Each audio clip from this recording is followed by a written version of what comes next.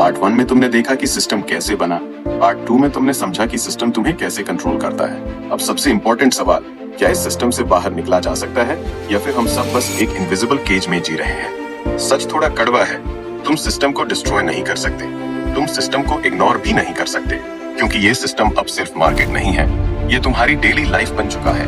तुम phone use करते हो, तुम इंटरनेट यूज करते हो, तुम ऑनलाइन सर्विसेज यूज करते हो, मतलब तुम ऑलरेडी सिस्टम के अंदर हो। लेकिन एक चीज है जो तुम्हें अलग कर सकती है, अवेयरनेस। ज्यादातर लोग सिस्टम के अंदर जीते हैं बिना ये समझे कि वो सिस्टम में है, लेकिन जैसे ही तुम्हें ये समझ आता है, गेम बदल जाता है। अब पहला लेवल समझ, लेवल 1 अवेयरनेस।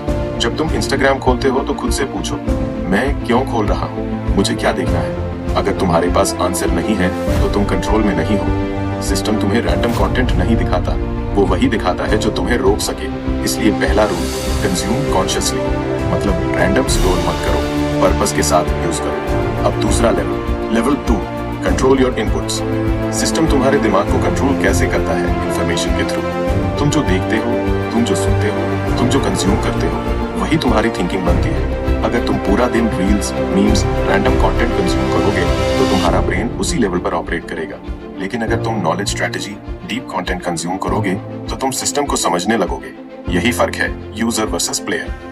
अब तीसरा लेवल, लेवल 3, सिस्टम को यूज करो, सिस्टम के अगेंस्ट नहीं। बहुत लोग सोचते हैं सिस्टम खराब है, यूज अवॉइड करो। ये प्रैक्टिकल नहीं है।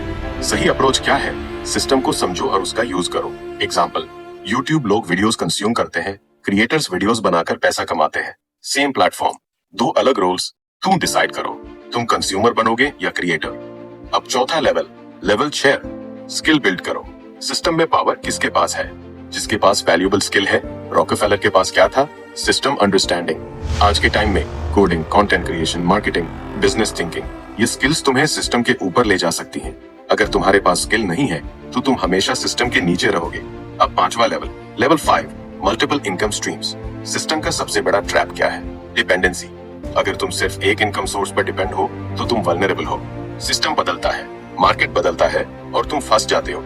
इसलिए एक सोर्स नहीं, मल्टीपल सोर्सेज बनाओ। यह फ्रीडम का पहला स्टेप है। तब सबसे deep level 6, think like a system builder. Different समझ। वर्कर सिस्टम फॉलो करता है, बिल्डर सिस्टम बनाता है। अगर तुम सिर्फ जॉब करोगे तुम हमेशा रूल्स फॉलो करोगे, लेकिन अगर तुम सिस्टम क्रिएट करोगे लोग तुम्हारे रूल्स फॉलो करेंगे। रॉकफेलर ने यही किया था। आज भी अमेज़न, गूगल, ये कंपनीज प्रोडक्ट नहीं बेचती, ये सिस्टम चलाती है।